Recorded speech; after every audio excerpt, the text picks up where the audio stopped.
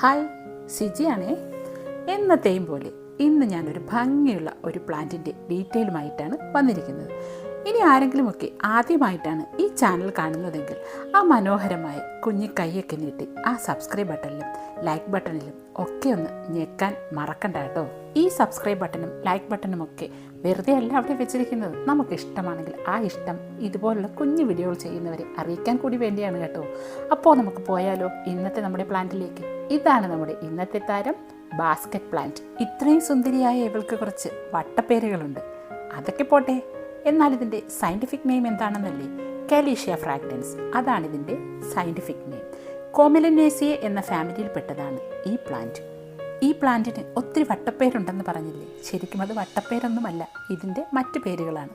Inch plant, chain plant, false bromeliad, octopus plant എന്നൊക്കെ ഒത്തിരി വിളിപ്പേരുകൾ ഈ സുന്ദരിയായ പ്ലാന്റിന് സ്വന്തമായുണ്ട്. നമ്മുടെ ബ്രൊമലിയാഡ് പ്ലാന്റിനോട് വളരെയധികം സാമ്യമുള്ളൊരു പ്ലാന്റാണ് ഈ ബാസ്ക്കറ്റ് പ്ലാന്റുകൾ. കണ്ടാൽ തന്നെ നമുക്ക് മനസ്സിലാവും ശരിക്കും ഒരു ബ്രൊമലിയാഡ് പ്ലാന്റ് ആണെന്ന്. അറിയാതെങ്കിലും നമ്മൾ ഇതിനെ തെറ്റിദ്ധരിക്കാറുണ്ട്. അതുകൊണ്ടാണ് ഈ പ്ലാന്റിനെ ഫോൾസ് ബ്രൊമലിയാഡ് എന്ന് വിളിക്കുന്നത്. മാത്രമല്ല, ഈ പ്ലാന്റ്സിനെ നമുക്ക് ഗ്രൗണ്ട് കവറായും ഹാങ്ങിങ് ആയും നോർമലായിട്ടുള്ള പോട്ട്സിലും ഒക്കെ വളർത്തിയെടുക്കാൻ പറ്റും. ഇതൊരു ഷെയ്ഡ് ലവിങ് പ്ലാന്റ് ആണ്. ആരുടെ മുന്നിലും ഞാൻ തലകുനിക്കില്ല എന്ന അഹങ്കാരത്തോടു കൂടി നിൽക്കുന്ന ഇവളുടെ ഭംഗിയൊന്ന് നോക്കിക്കേ. ഓരോ ഇലയിലും ആ വെരിഗേഷൻ ഇങ്ങനെ മനോഹരമായി തെളിഞ്ഞു കാണാൻ സാധിക്കും. നമുക്ക് നോക്കിയാൽ തന്നെ മനസ്സിലാവും ഓരോ ലീഫിലും ഒരു വൈറ്റ് ലൈൻസ്, ഒന്നുകിൽ അത് സെൻറ്ററിലോ സൈഡിലോ അല്ലെങ്കിൽ എൻഡിലോ ഒക്കെ ആയിട്ട് ആ ഒരു വൈറ്റ് ലൈൻ കാണാം. തെളിഞ്ഞു കത്തുന്ന നിലവിളക്ക് പോലെ ഭംഗിയുള്ളതാണ് ഈ ചെടി. ഈ ചെടിയെ നമുക്ക് സാധാ പോട്ടിലും വളർത്താമെന്ന് പറഞ്ഞു. ഇങ്ങനെ വളർത്തുമ്പോൾ ഇതുപോലെ ഇതിന് സ്ട്രിങ്സുകൾ ഉണ്ടാവും. ഇതുപോലെ കാണുന്ന ഈ സ്ട്രിങ്ങുകൾ ചെയിൻ പോലെ കാണപ്പെടുന്നത് കൊണ്ട് ഈ പ്ലാന്റിനെ ചെയിൻ പ്ലാന്റ്സ് എന്നും വിളിക്കാറുണ്ട്. ഈ ചെയിനിൻ്റെ അറ്റത്തായിട്ട് ഇതുപോലെ പൂത്തിരി മാതിരി കുഞ്ഞു തൈകൾ ഉണ്ടാകും. ഇതിനെ നമുക്ക് ഹാങ്ങിങ് ആയിട്ടും വളർത്താം.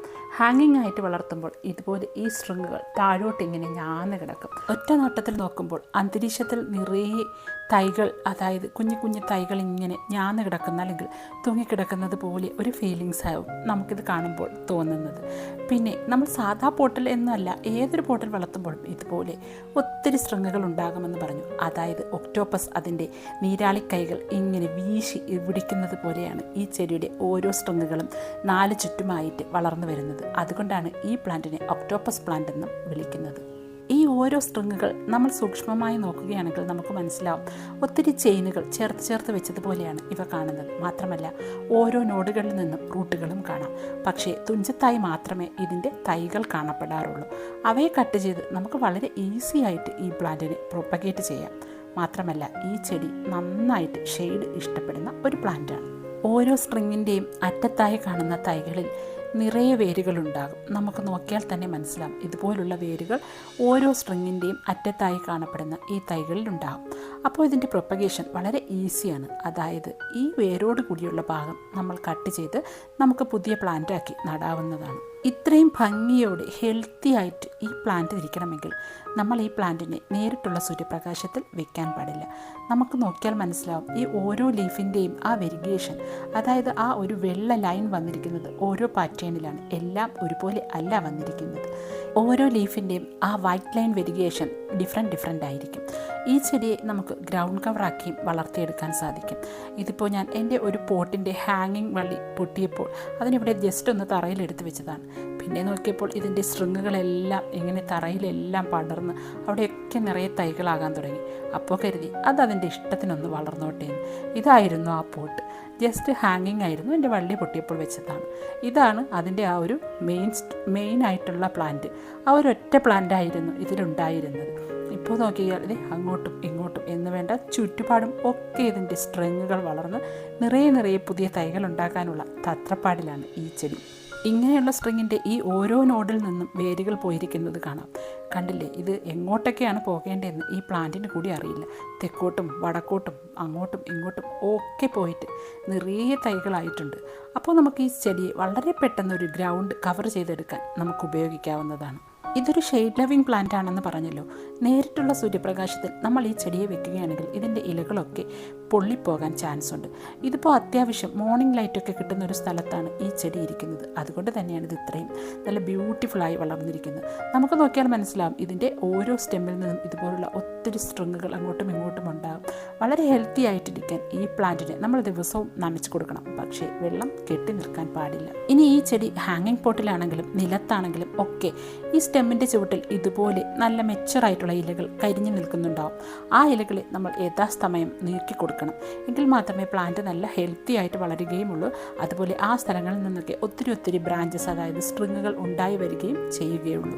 ഈ ചെടിക്കുണ്ടാകുന്ന ഇൻസെക്ട്സ് ആക്രമണത്തെക്കുറിച്ച് പറയുകയാണെങ്കിൽ അങ്ങനെ പ്രത്യേകിച്ച് ഇൻസെക്ട് ആക്രമണം ഒന്നും തന്നെ ഈ ചെടിക്ക് ഉണ്ടാകാറില്ല.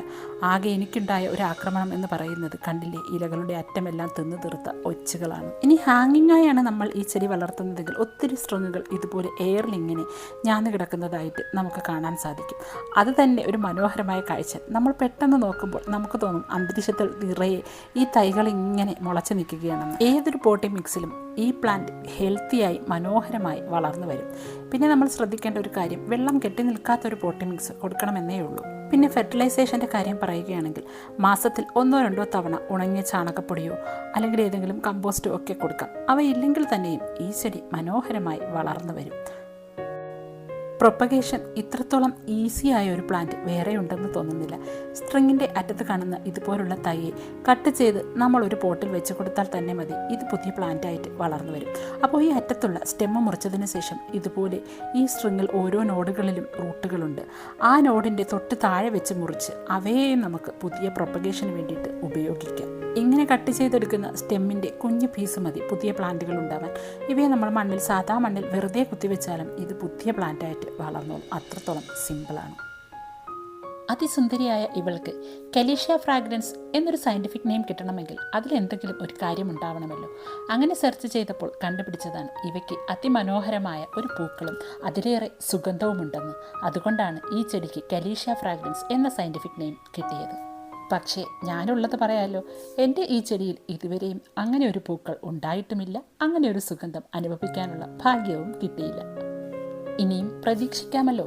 അങ്ങനെ പ്രതീക്ഷയോടെ ഞാൻ ഈ വീഡിയോ വൈൻഡപ്പ് ചെയ്യുകയാണ്. അപ്പോൾ നിങ്ങൾക്ക് മനോഹരമായ ഈ ബാസ്ക്കറ്റ് പ്ലാന്റിനെ കുറിച്ചുള്ള വീഡിയോ ഇഷ്ടമായെങ്കിൽ തീർച്ചയായും സബ്സ്ക്രൈബും ലൈക്കും ഷെയറും ചെയ്യാൻ മറക്കരുത്. നിങ്ങളുടെ ഇഷ്ടം അത് നമ്മളെ കൂടെ ഒന്ന് അറിയിച്ചെങ്കിലല്ലേ നമുക്കും ഇതുപോലുള്ള വീഡിയോകൾ ചെയ്യാനുള്ള പ്രചോദനങ്ങളും ഒക്കെ ഉണ്ടാവുകയുള്ളൂ. ഇല്ലെങ്കിൽ എന്നെപ്പോലുള്ള കുഴിമടിച്ചുകൾ ഇങ്ങനെ വെറുതെ ഇരിക്കും. അപ്പോൾ ഇഷ്ടമായെന്നുള്ള വിശ്വാസത്തോടെ bye from Siji Nijas. Thank you for watching.